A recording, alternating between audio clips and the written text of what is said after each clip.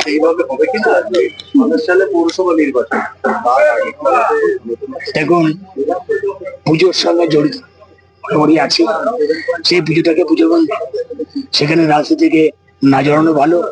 পুজো চলবে, পুজো উৎসব চলবে, মায়ের আরাধনা চলবে, সেটা আলাদা চ্যাপ্টার।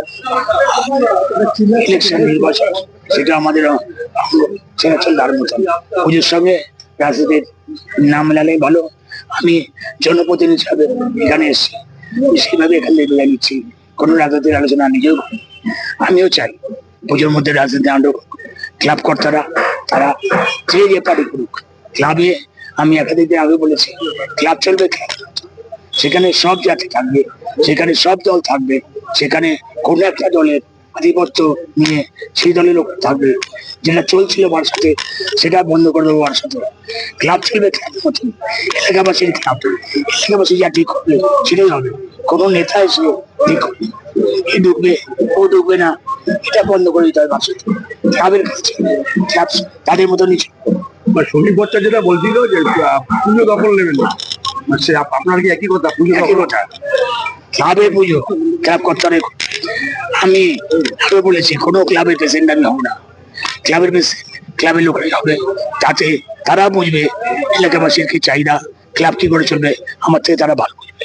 সেই জন্য আমি কোনো ক্লাব মধ্যে অনেক অফার এসছে আমার কাছে, কোনো ক্লাবের প্রেসিডেন্ট আমি হব না বলে দিয়েছি। আমি ক্লাবের সঙ্গে থাকবো, তাদের সুবিধা অসুবিধা দেখবো, তারা যাতে ক্লাবের মধ্যে সুস্থ কালচার বজায় রাখে, রাজনীতিতে ঊর্ধ্বে ওঠে।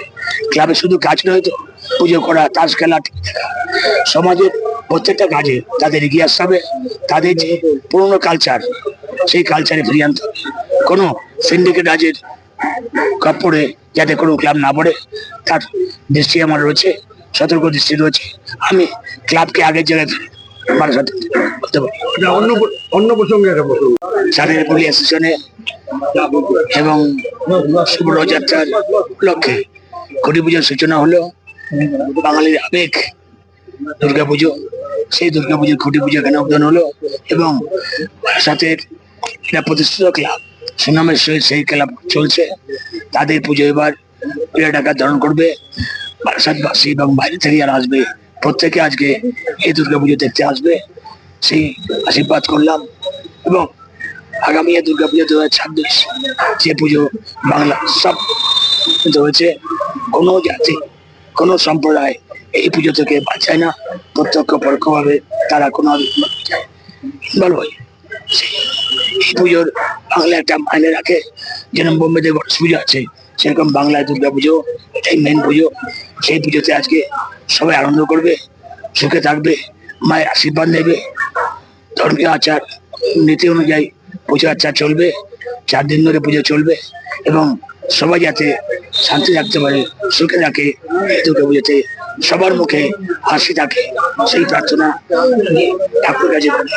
তার আশীর্বাদ বাংলাবাসীর, বিশ্ববাসীর পরে পরে তারা যেন এই পুজো সঠিকভাবে করতে পারে এবং প্রত্যেকে যাতে মায়ের কাছে প্রার্থনা করে আগামী দিন যেন প্রত্যেকে ভালো থাকে, শান্তি থাকে। আটকল অঞ্চল থেকে বেশ কিছু দামি গাছ, কয়েকটা, একটা নয় দুটো না, কি বলবেন? এরকম সে অভিযোগগুলো কিন্তু অলরেডি নাম উল্লেখ করা। আমি তো জানি না, শুনলাম আপনার কাছ থেকে। আমি দেখছি কথা বলে ঘটনা কি ঢুকেছে, যদি অন্যায় থাকে ব্যবস্থা নেবে। স্বাধীন পুলিশ, রাজনীতি মুক্ত পুলিশ, আইনের রাস্তায় হেঁটে পুলিশ তার ব্যবস্থা নেবে। পুলিশকে যেভাবে ব্যবহার করেছে তার বিরুদ্ধে আমরা আইন মোতাবেক যা ব্যবস্থা নেওয়ার সেই ব্যবস্থা নেবে, দলমত শেষে। অবশ্যই এবছরে আমাদের 45তম বর্ষ। এবছরে আমাদের নিবেদন হচ্ছে বিড়লা মন্দির, ফলে প্রত্যেক বছরই আমরা বিভিন্ন রকম চমক নিয়ে আসি। এবছর আমাদের চমক হচ্ছে বিড়লা মন্দির আমরা করছি এবং সেই আদলেই আমাদের মাতৃ প্রতিমা প্রতিষ্ঠিত হবে।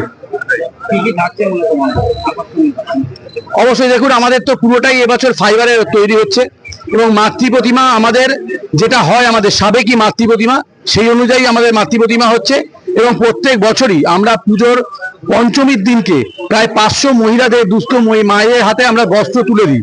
এবছরও তার ব্যতিক্রম হবে না, প্রায় 500 মায়েদের হাতে আমরা নতুন বস্ত্র তুলে দেবো, যাতে সেটা পরে তারা দুর্গাপুজো উপভোগ করতে পারে। রাজনৈতিক পালাবদলের ক্ষেত্রে কি আপনাদের নতুন ভাবে পুজো কি ছোট হবে নাকি পুজো একটা? না না, পুজো যেরকম হওয়ার তার থেকে বরঞ্চ প্রত্যেক বছরই আমাদের যেরকম বৃদ্ধি হয় সেরকমই বৃদ্ধি হবে। কেন রাজনৈতিক পালাবদলের সাথে সাথে পুজোর কোনো পালাবদল হয়নি, কেননা তার আগেও আমরা রাজনৈতিকভাবে কোনো রকম সেরকম ফায়দা নিইনি। যেটা আমাদের সরকারি অনুদান আসতো সেইটুকুনি আমরা পেতাম। এবছরও আশা করছি এই সরকার হয়তো সরকারি অনুদান দেবে, যদিও না দেয় অন্যান্য বিভিন্ন সংস্থা আছে। এবং আমরা এই সরকারি অনুদান যখন পেতাম তখন কিন্তু আমরা চাঁদা খোলার ক্ষেত্রেও দেখেছি, বিভিন্ন বাড়ি বাড়ি গেলে সেই সমস্ত মানুষগুলো বলতো তো আমাদের ট্যাক্সের পয়সা দিতে তোমরা টাকা পাচ্ছ, আবার কিসের দেবো। যদি এই বছর সরকার সেই টাকা না দেয় তাহলে সেই বাড়িগুলোতে গিয়েও আমরা যে টাকাটা আগে পেতাম সেই টাকাটা অবশ্যই বাড়াতে পারবো। আরেকটা বিষয় সেটা হলো এই নিয়ে আমরা 3টে রাজনৈতিক দলের বিধায়ক দেখলাম এই ক্লাবে পুজো, এই বিধায়ককেও আমরা দেখলাম। কোন বিধায়ক কত বেশি ক্লাবের জন্য? দেখুন, প্রত্যেক বছরই যে যে বিধায়করা আসেন তারা বিভিন্ন সময় ক্লাবের, যেহেতু ক্লাব কোনো পার্টির সঙ্গে যুক্ত না, ক্লাবের সমস্ত ধর্মের সমস্ত দলেরই লোক থাকে, ফলে বিধায়করা সেভাবেই কিন্তু ক্লাবকে ট্রিট করে। আশা করব এই বিধায়ক সেভাবেই ট্রিট করছেন। তিনিও বলেছেন যে ক্লাবের মধ্যে কোনো পার্টি পলিটিক্স নেই, ফলে সমস্ত দলের মানুষই থাকবে। আমরাও সেভাবে সমস্ত দলের মানুষ নিয়েই থাকি এবং আগের বিধায়করাও তারা তাদের সাধ্যমতো সহযোগিতা করেছেন, এবারের বিধায়কও তার সাধ্যমতো সহযোগিতা করবে। আশা করি আমরা সমস্ত বিধায়কের কাছ থেকে যেভাবে সাহায্য পেয়েছি ইনার কাছ থেকেও পাবো, এবং তার থেকে বেশি পাবো, যেহেতু ইনি হচ্ছেন বারাসাতের ভূমিপুত্র, বারাসাতে থাকেন, বারাসাতের মর্ম, বারাসাতের মায়া উনি বোঝেন। ফলে আশা করব, আর বিগত বছরে যিনি বিধায়ক ছিলেন তিনি এখানকার বিধায়ক ছিলেন না, ফলে বারাসাতের তিনি সেভাবে পেতেন না, যার জন্য কিন্তু আমরা বারাসাতের বিধায়কের কোনোদিন সেভাবে সহযোগিতা পাইনি। আমরা অশোকনগরের বিধায়কের সহযোগিতা পেয়েছিলাম, যেহেতু যিনি বারাসাতে থাকতেন। আর এখন আমরা বারাসাতের বিধায়ককে, বারাসাতের ভূমিপুত্রকে পেয়েছি। আশা করব তিনি সেভাবেই আমাদের সাহায্য করবেন।